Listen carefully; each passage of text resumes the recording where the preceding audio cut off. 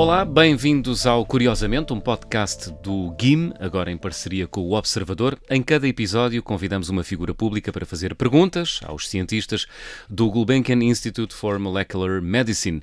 E neste primeiro episódio recebemos o músico Benjamin. Olá, Benjamin. Olá, é um prazer estar aqui. Curiosamente curioso? Muito curioso. Muito curioso. Eu sou João Miguel Santos e hoje vamos falar sobre mosquitos e sobre uma doença propagada por estes pequeninos insetos, a malária. É uma doença que mata milhares de pessoas por ano, sobretudo em África e sobretudo crianças até aos 5 anos. A Maria Manuel Mota estuda esta doença há mais de 3 décadas e conseguiu já grandes progressos no estudo desta doença, o que lhe valeu também vários prémios. É investigadora e dirige a Fundação GIM. Viva Maria Manuel Mota. Olá, muito boa tarde e é um prazer estar aqui convosco. Muito bem. Maria Manuel Mota, sabemos como se transmite a malária através da picada de um mosquito, sabemos como atua o parasita dentro do corpo humano. O que é que falta saber para se alcançar a descoberta de uma vacina? Tanta coisa. Porque é verdade que há mais de 100 anos que nós sabemos que a malária é causada por um parasita que se chama Plasmodium. E porquê é que nós chamamos-lhe parasita? Que eu acho que é importante as pessoas perceberem isso. Porque é que não é uma bactéria ou um vírus? Biologicamente, qualquer organismo que entre dentro do outro ou que cause dano ao outro numa relação, digamos, que tenham, não é? Tem o seu benefício, mas causa dano, será biologicamente um parasita. É fácil as pessoas perceberem essa definição. Mas quando foi da transição do século XIX para o século XX e que se começaram a descobrir toda a microbiologia, porque havia instrumentos para o fazer, e que se começou a ver que havia bactérias, vírus, organismos um bocadinho maiores, mais complexos, os parasitas ficaram um bocadinho ao lado, porque são mais complexos do que as bactérias e os vírus. As bactérias são organismos já celulares, portanto têm uma célula, mas são organismos muito simples. É como se nós comparássemos uma casa, a casa era um loft. Nada está dividido em divisões e, portanto, tudo está, digamos, no mesmo ambiente. Os outros organismos mais complexos, que são como nós, que são já o que nós chamamos de eucariotas e não procariotas, já têm as suas células com o núcleo onde está todo o genoma, têm muitos organelos, têm muitas divisões, digamos, para diferentes funções. E os parasitas são micróbios, quando precisam de um microscópio para se ver, portanto não se podem ver à vista, mas já são bastante mais complexos. E o parasita da malária é um destes organismos muito complexos que causa a malária. E, portanto, como eu estava a dizer, há mais de 100 anos que nós sabemos que é este parasita que causa a malária. Há mais de 100 anos que também sabemos que ele nos infecta a nós, mas precisa de ser transmitido por um mosquito. Há mais de 60, 70 anos que sabemos que sabemos o ciclo de vida todo. No entanto, ele é tão complexo que não sei se vocês repararam que eu disse que há mais de 100 anos, 120 anos ou mais, que sabemos que é o parasita, que é transmitido por mosquitos, mas só há 60 ou 70 anos é que sabemos o ciclo de vida todo. Porque ele tem tantos aspectos diferentes, mesmo dentro de nós, que não foi possível perceber onde é que ele estava o tempo todo. Okay. E, portanto, quando ele é transmitido por um mosquito, ele primeiro tem que se instalar no fígado, no nosso fígado, não causa qualquer doença. Nos seres humanos está cerca de uma semana lá e não causa qualquer doença. O mosquito transmite muito poucos parasitas, provavelmente 2 parasitas, 10 talvez no máximo, que chegam ao fígado, mas cada um desses nesta semana vai dar 50 mil novos parasitas. Portanto, quando chega ao sangue, quando sai do fígado e vai para o sangue e começa a infectar as células vermelhas do nosso sangue, aí, a cada 48 horas, no caso humano, dá origem a 20 a 30 novos parasitas. Em 2, 3 dias de chegar ao sangue, temos bilhões de células infectadas com este parasita. E já é tarde demais. E aí é tarde demais. Okay. E, portanto, não causa doença, é bastante silencioso na primeira fase e depois, quando está, já temos um exército enorme que é difícil combater. Mas a verdade é... Portanto, é uma espécie de um parasita inteligente, é isso?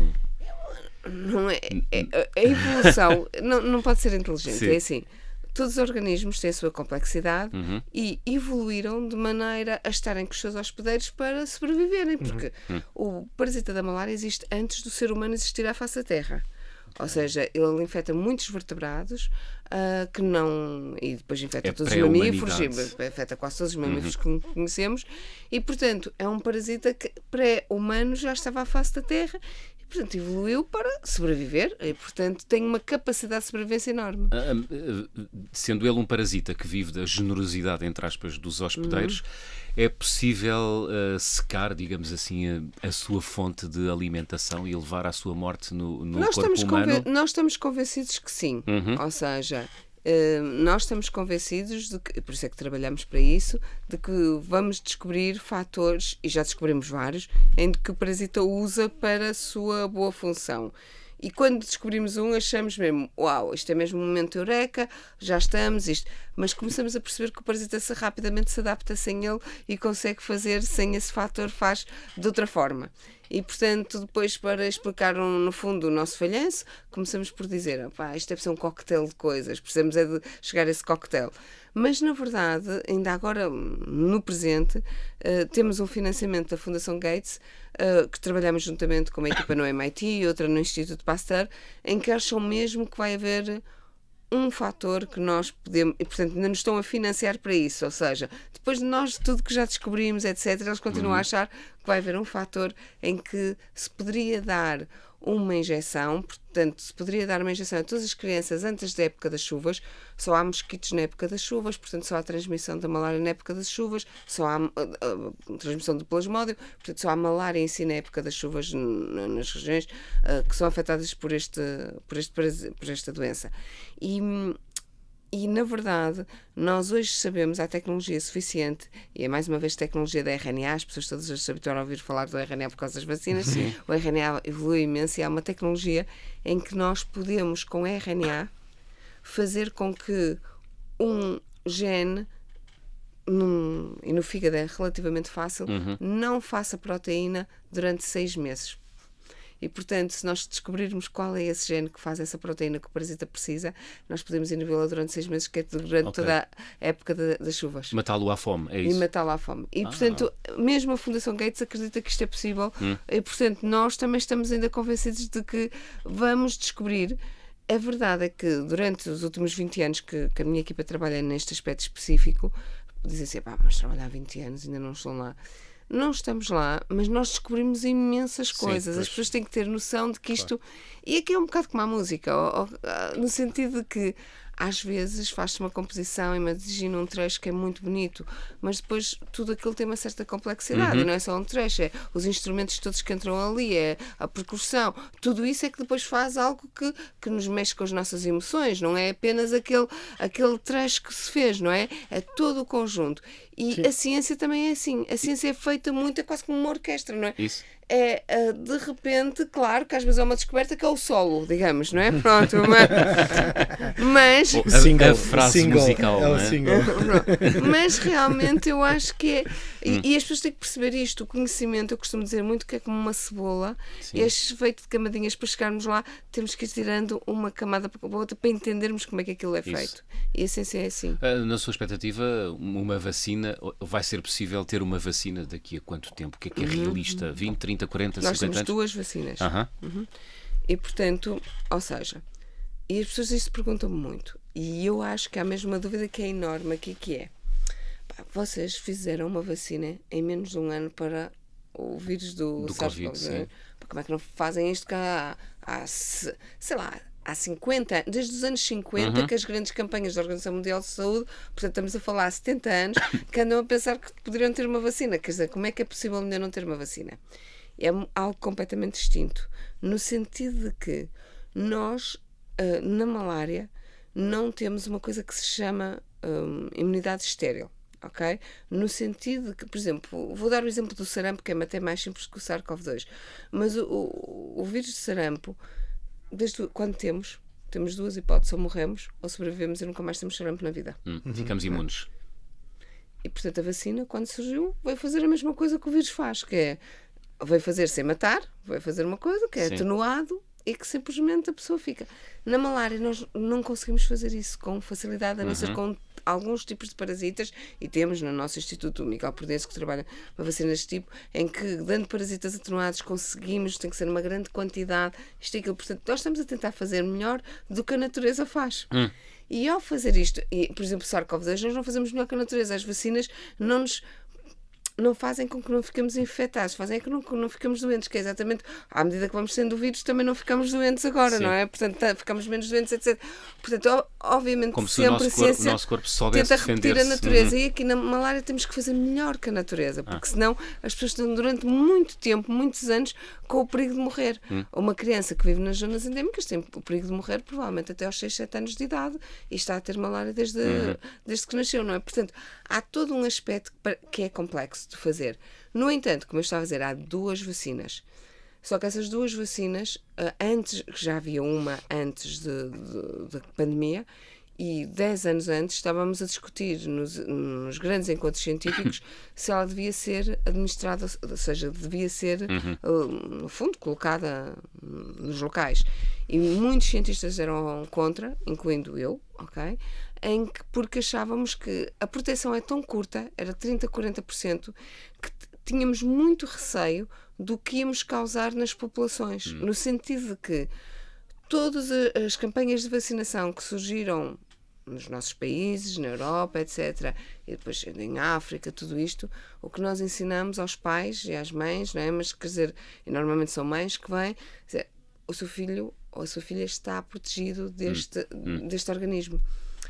Ali nós não podemos dizer isso. Sim, nós estamos a dar uma vacina que é 30%, mas continua a ter necessidade de pôr as redes mosquiteiras impregnadas de inseticida, que não é uma coisa agradável, não é uma coisa bonita de filme romântico, a esvoaçar, tudo isso. E as pessoas podem dizer, então, mas porquê é que eu estou a fazer isto se tenho que continuar a fazer aquilo? Portanto, e tínhamos receio. Claro que depois da pandemia, e o que observamos é que mal nós abrandamos todas as organizações mundiais de saúde, etc., começamos a aumentar os números, às tantas é melhor 30% que nada, não é?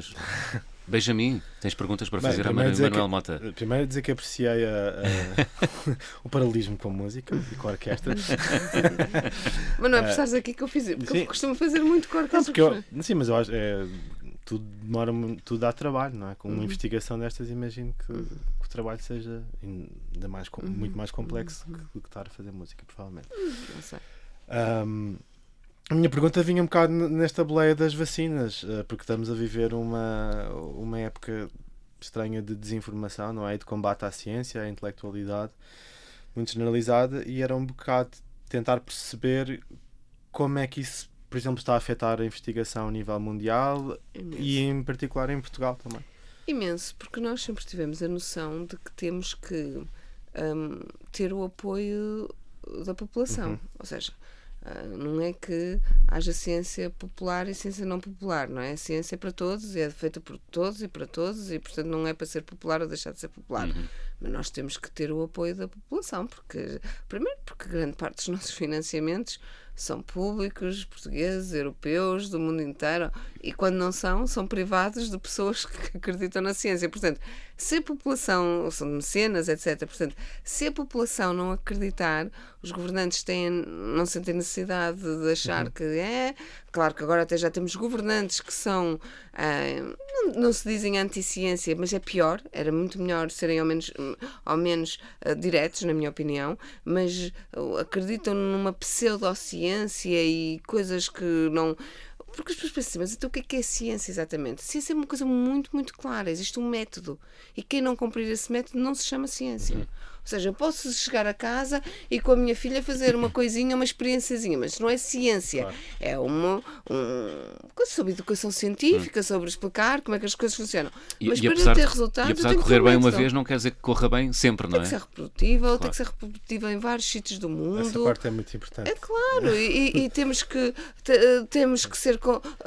tem que ser contradita, tem que ser testada de maneira diferente, porque muitas vezes fazemos experiências que realmente naquela contexto a experiência parece indicar aquela interpretação é mais correta, e isso não é um mau cientista, fez a interpretação mais correta naquele contexto, mas num contexto diferente, uma pessoa que pensa de uma maneira diferente, que vê a perspectiva, que vê o ponto, de uma perspectiva diferente, pode ter uma interpretação completamente diferente e tem que contradizer, e estes dois não são adversários. Os dois cientistas são colegas que simplesmente conversam e que chegam à conclusão, não vi sobre esse ponto, obviamente. Mas eu acho que a maior parte das pessoas, não sei, pelo menos muitas conversas que eu tenho acerca deste assunto é que as pessoas não percebem que a ciência é isso, que é o estudo, é estudar, é ter um método de estudo, é verificar resultados, comparar com outros colegas do outro lado do mundo. E é baseado em factos. E que as pessoas, cada vez nós temos que explicar o tempo todo que uma coisa é um facto e outra coisa é uma opinião. Todos nós temos o direito de ter a nossa opinião, e acho mesmo que não devia haver limites para a opinião. Mas o que não podemos é tentar fazer um discurso como se a opinião fosse um facto, que não é. Ou seja, nós podemos... É a mesma coisa. Eu gosto de um preto, não gosto de amarelo. Outra pessoa gosta de amarelo. É a nossa opinião. Eu acho que esta cor não fica bem, esta cor fica bem. É uma opinião. E na ciência também. Eu, por acaso, quando como coisas com alho, a minha digestão é muito mais bem feita. Coisas que as pessoas adoram dizer. Isso não é ciência. Okay? Não foi testada, não foi feito para saber que realmente a grande maioria das pessoas, e há uma razão por trás de se sentirem super bem. E, portanto, há todo este aspecto que as pessoas têm que... E não tem mal nenhum a pessoa dizer que sempre que come coisas que tiveram um alho como tempero que se sentem lindamente, ok? Pronto. Não tem mal nenhum. A conclusão não se torna uma lei científica, não é? E, portanto, eu acho que este é um aspecto, tudo isto depois tudo que é suplementos, as partes alternativas, tudo isto, a pessoa tem que ter noção de que se não foi testado, não quer dizer que esteja errado. Sim. Mas tem que ser testado antes para estar certo, completamente para estar. E para ser cientificamente um facto. É só isso. Benjamin, tu encontras aqui alguma relação entre a ciência e a arte? Não, eu não tenho que fazer nada do que eu faço, tem que ser um facto ou que tem que ser comprovado. Isso é a maravilha da liberdade artística. Nem ninguém morre, nem ninguém... Essa parte eu gosto. Mas atenção, o que eu faço, eu também não mato ninguém, nem sim, faço nem a sobreviver, sim, porque estamos muito longe desse aspecto, não é? Mas isso às vezes também é visto do meu lado, estou a brincar à ciência. Não estamos a brincar à ciência, estamos a acumular conhecimento que faz com que depois de um dia isso ajuda a um facto novo, não é? Portanto, são vários factos e eu acho que isso é importante. Agora, eu acho que há uma ligação que eu vejo não desta maneira, mas no fundo, todos nós tentamos compreender o mundo à nossa volta. Claro. E, no fundo, a arte, a música, etc., é para as pessoas se compreenderem a si próprias, compreenderem as interligações que têm uns com os outros. E, portanto, é uma forma diferente de aproximar a ciência, não é? De aproximar o nosso conhecimento do mundo, queria dizer. E a música, a ciência faz parte da música, faz parte da produção musical, a física faz parte tudo o que é acústica, gravação, microfones, tratamento acústico de uma sala, que tudo é calculável, não é? Não é biologia, mas é ciência? É ciência que tu podes aplicar, ou seja, tu podes... Sem dúvida. Não é? Tu podes aproveitar o conhecimento científico para manipulá-lo criativamente. Mas eu acho, para um músico que faz música, imagino eu que muitos deles passam pelo conservatório, não sei, que têm educação musical, digamos, não é? E eu tive 10 anos de educação musical, mas quer dizer, sou surda de ouvido completo. Só sei educação musical porque a minha mãe achou que adorava que a filha tocasse piano, ok? Só isso, ok? Pronto. E hoje martela nas teclas? Não. Nada, sou completamente. Não sou capaz de tocar os parabéns a você se não tiver a bata à minha Benjamin está aqui. Portanto, eu sou mesmo uma falhada nesse aspecto. Mas quer dizer, tive conservatórios e história da música, etc. E eu imagino que, claro que há uma parte de emoção, há uma parte mas também há uma parte de técnica que a pessoa depois também tem que saber e que é diferente agora do que era há uns anos atrás. E de método, não é, Benjamin? E de método? Tu que tens um disco novo a sair... Amanhã não. Em breve. Há método, não é? Há método. Desculpa, tá. Maria Manuel Mota, a ciência, tal como a arte, enfim, é considerada, isto é uma evidência, uma espécie de parente pobre das políticas públicas em Portugal. O que é preciso fazer para que o país invista mais na chamada ciência fundamental? Eu acho que somos aqueles parentes pobres, mas muito apreciados. Ok? Porque é aquele em que toda a família acha, e não há discurso nenhum que não envolva a ciência. Não há nenhum discurso em que a inovação, a ciência, e depois depende do ramo político, vai mais para a inovação, outros vão mais para a investigação pura, isto, aquilo, outro, mas todos, no fundo, adoram falar sobre ciência e pôr a ciência no discurso. Pois. Depois, um problema de que vai, digamos, do discurso à ação. Isso é que é muito difícil de nós termos, e realmente isso é um problema. Mas para isso nós precisamos das pessoas todas lá em casa a achar mesmo que a ciência é a solução para os nossos problemas. Vai ser sempre. Vejam a pandemia. Nós tínhamos um problema aqui gravíssimo entre mãos. Podíamos ter estado 3 anos a entrar em lockdown, em sair, a entrar, a sair, conforme os números fossem subindo e descendo até haver imunidade de grupo. Num ano houve uma vacina, a imunidade de grupo foi criada com muito mais facilidade e estamos aqui todos rapidamente a falar uns com os outros. Muito bem, porque havia um trabalho prévio antes. Muitos anos, muitas décadas. Quais são os maiores desafios de gerir um organismo como a Fundação GIM, Maria Manuel Mota? É o financiamento? É o financiamento, é as pessoas, é tudo, não é? No fundo, são as ideias, não é? Sim. Uma Fundação GIM só funciona de ideias. E as ideias só funcionam com pessoas. Mas as pessoas só conseguem desenvolver as suas ideias se tiverem financiamento para as desenvolver. Portanto, no fundo, é uma pescadinha de rabo na boca e é mesmo algo que... Mas tudo começa nas ideias. Sem ideias é que nós não vamos conseguir nunca fazer nada. Mas os grandes desafios é nós conseguirmos atrair os melhores. Para atrair os melhores temos de ter financiamento. Muitas vezes as pessoas dizem, mas eles são o quê? Mercenários? Se tiver dinheiro? Não de todo. Mas as pessoas precisam de condições para trabalhar. E isso é preciso financiamento. E, portanto, tudo, no fundo, o financiamento está aqui como a ferramenta essencial para que as ideias sejam desenvolvidas. Muito bem. Maria Manuel Mota, muito obrigado. Benjamin, obrigado também a ti. Obrigado pelo convite. E boa sorte para o novo disco. Obrigado. Ciência e música de mãos dadas no primeiro episódio do Curiosamente. Regressamos dentro de 15 dias. Até lá.